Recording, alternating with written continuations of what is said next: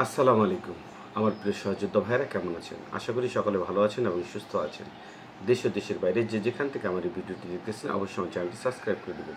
প্রিয় আমার সহযোদ্ধা ভাইরা, আপনারা সকলে অবগত যে আমরা 2024 সাল থেকে আন্দোলন করে আসছি আমাদের এই ভিসা জটিলতার জন্য, এবং এই আন্দোলন থেকে আমরা কি সফলতা পেয়েছি এবং সামনে কি পাবো তারই ধারাবাহিক একটি রিপোর্ট আপনাদের দেখাচ্ছি। দেখেন, আমরা 2024 সালে 9 সেপ্টেম্বর শাহাবুদ্দিন পার্কে আমরা একটি আন্দোলন করি। যে আন্দোলনের ফলশ্রুতিতে আমরা কি পেয়েছিলাম, ওই আন্দোলনটি ছিল আমাদের সর্বকালের সর্ববৃহৎ আন্দোলন। প্রায় আনুমানিক বলা যায় যে প্রায় 7-8 হাজারের কাছাকাছি লোক হয়েছিল। যাই হোক, ওই আন্দোলনের ফলশ্রুতিতে ইতালি অ্যাম্বাসি কিন্তু আমাদের পাসপোর্টগুলো রিটার্ন দিতে বাধ্য হয়। এর কারণ হচ্ছে আমাদের ওই দিন প্রধান কথা ছিল যে আমাদের ভিসাগুলো যদি জটিলতা হয় তাহলে আমাদের পাসপোর্টগুলো কেন আটকে রাখতেছে, কারণ অনেকের ভিসা আছে, মেয়াদ আছে, তারা অন্য দেশে যেতে পারবে, তাদের পাসপোর্ট আটকে থাকার কারণে তারা অন্য দেশে যেতেও পারছে না। যার ফলশ্রুতিতে ইটালি অ্যাম্বাসি আমাদের পাসপোর্টগুলো 20,000-এর মতন পাসপোর্ট আমাদের রিটার্ন করে, যে পাসপোর্টগুলো আমরা ওই সময় হাতে পেয়ে যাই। যদিও এর মধ্যে কিছু পাসপোর্ট তারা রিটার্ন করেনি, যাদের নামের ভুল ছিল, তাদের নরস্থায় সমস্যা ছিল, ভুল ছিল, যে কোনো কারণেই তাদের পাসপোর্টগুলো রিটার্ন দেয়নি। এবং প্রায় 600 পাসপোর্টের মতন যারা রিটার্ন পেয়েও আনেনি, এরকম প্রায় 500-600 পাসপোর্ট আছে। সব মিলিয়ে বলতে গেলে হাজারখানিক পাসপোর্ট এখন ইটালি অ্যাম্বাসিতে আমাদের জমা দেওয়া আছে। যাই হোক, শাহাবুদ্দিন পার্কে আমরা যে আন্দোলনটা করেছিলাম, দেখেন আন্দোলনটি আসলে আমরা কীরকম করেছিলাম।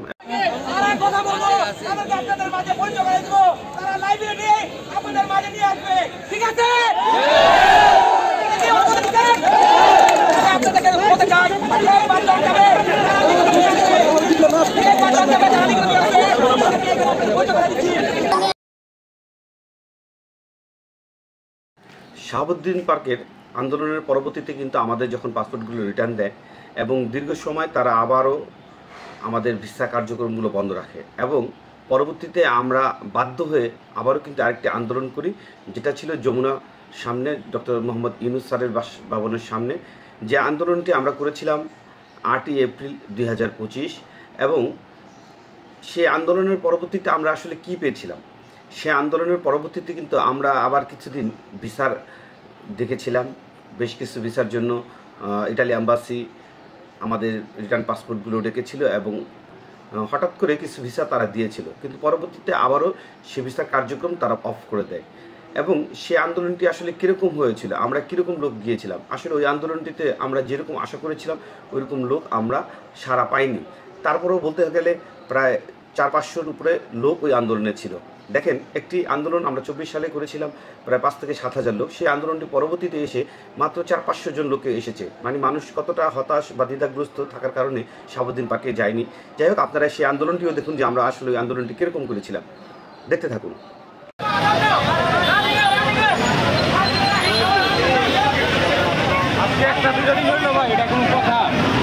কোনো প্রকার সমাধান নাই, ওই যে পুলিশ আমাদের। এর পরবর্তীতে আমরা যখন দেখলাম যে ধারাবাহিকভাবে আবারও 8 এপ্রিলের পরে কিছু কাগজ ছাড়লো অ্যাম্বাসি, এরপর তারা আবার বন্ধ করে দিল। পরবর্তীতে আমরা আবারও সিদ্ধান্ত নিলাম আবারও আরেকটি মানববন্ধন হবে, এটা বিএফএস গ্লোবালের বিরুদ্ধে, কারণ তারা দুর্নীতি করতেছে আমাদের সাথে, তারা আমাদের পাসপোর্টগুলো আটকে রাখতেছে। পরবর্তীতে আমরা 26শে মে 2025 সালে আমরা আরেকটি আন্দোলন করি। যে আন্দোলনটি করেছিলাম আমরা ঢাকা বিএফএস গ্লোবালের সামনে, গুলশান 1 নাফি টাওয়ারের সামনে। যাই হোক, ওই আন্দোলন করা পরবর্তীতে আমাদেরকে বিএফএস গ্লোবাল আমাদের 5-6 জন সমন্বয়ককে ওইখানে একটি অ্যাম্বাসিতে অ্যাপয়েন্টমেন্ট ডেট দিয়ে নিয়ে গিয়ে ওইখান থেকে আমাদের ধরিয়ে দিল সুই আপডেট। যে সুই আপডেটের কারণে আজ আমরা দিশেহারা, কারণ কেউ সুই আপডেট করতে পারছে, কেউ পারে নাই। অনেক শহরে সুই আপডেট হয়, অনেক শহরে হয় না, এবং ওই ধারাবাহিকতায় আবারও বেশ কিছু পাসপোর্টে ভিসা দেওয়া হলো, এবং ওই ভিসাগুলো দেওয়ার পরবর্তীতে তারা আবারও কার্যক্রম স্লো করে দিল। এবং ওই সি আপডেট আমাদের জন্য আসলে কোনো প্রকার যে কোনো উপকার যে করেনি সেটা আমি বলবো না, কারণ অনেকে সি আপডেট করে ভিসা পেয়েছে এবং অনেকে এই সি আপডেটের কারণে আজকে অলরেডি ভিসা নিয়ে ইটালি চলে গিয়েছে। কিন্তু সব শহরগুলোতে যেহেতু সি আপডেট হচ্ছে না, সেহেতু ইটালি অ্যাম্বাসি আমাদের লিখিতভাবে কোনো ধরনের ডকুমেন্টস না দেওয়ার কারণে আজ আমরা আবারও দিশেহারা। পরবর্তীতে বিএফএস গ্লোবালের সামনে যে আমরা আন্দোলন করলাম, আন্দোলনের চিত্রটি কীরকম ছিল এবং কীরকম লোক হয়েছিল তা আপনারা সচক্ষে দেখেন। ওই আন্দোলনে কিন্তু আমাদের লোক সংখ্যা একেবারে কমে গিয়েছিল, প্রায় 300 থেকে 400-র মতন লোক হয়েছিল ওই আন্দোলনে। দেখতে থাকুন আন্দোলনটি।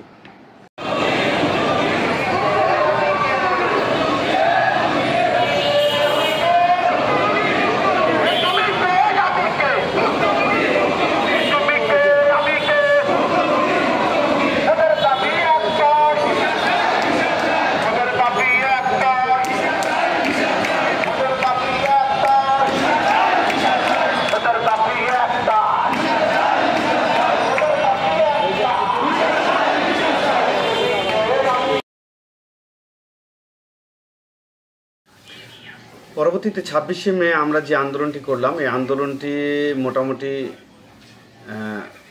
ভেবেছিলাম যে সফলই হয়েছে, হয়তো ধারাবাহিকভাবে আবার পাসপোর্ট দেওয়া শুরু করবে।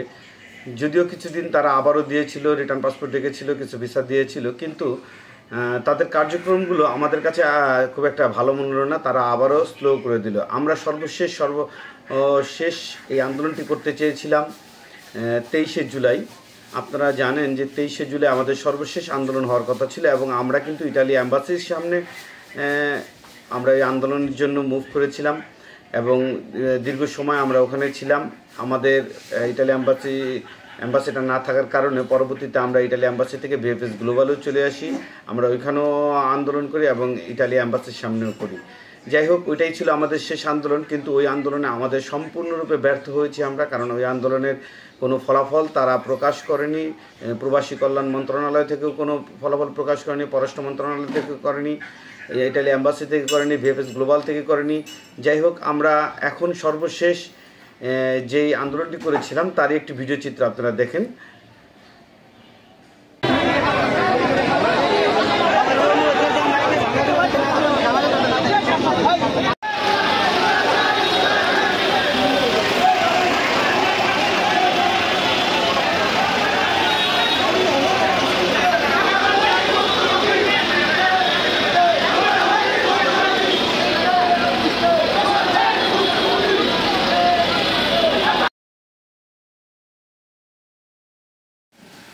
যাই হোক, পরিস্থিতি আমাদের সব দিক দিয়েই খারাপ। যেহেতু আমরা জুলাইয়ের আন্দোলনটি সফল হতে পারিনি, তাই সর্বশেষ আমরা আগস্টের 30 এবং 31 তারিখ আমাদের কিছু ভুক্তভোগী ভাই আন্দোলনের জন্য ডাক দিয়েছে, এবং আরও কিছু ভুক্তভোগী ভাই 26 থেকে 31 তারিখ পর্যন্ত আন্দোলনে ডাক দিয়েছে।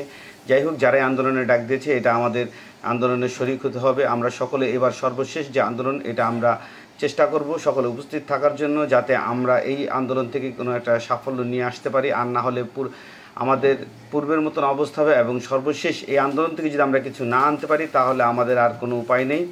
আমরা ব্যর্থ কাতারে চলে যাব, এবং পরবর্তীতে যার যার অবস্থান সে ঠিক করে নেবেন। কিন্তু আমরা যদি এই আন্দোলনটি সফলভাবে করতে পারি, যেহেতু জর্জিয়া মেলোনি বাংলাদেশে আসবে 30 এবং 31 তারিখ, আমাদের ডক্টর ইউনূস স্যারের সাথে তার বৈঠকের কথা আছে, তাই আমরা চাই এই আন্দোলনের মাধ্যমে আমরা আবারও জানিয়ে দিতে যে আমরা ভুক্তভোগী, আমাদের এই সমাধান অতি জরুরি, এবং আমাদের সমাধান না করলে আমরা আসলে বিপদগ্রস্ত।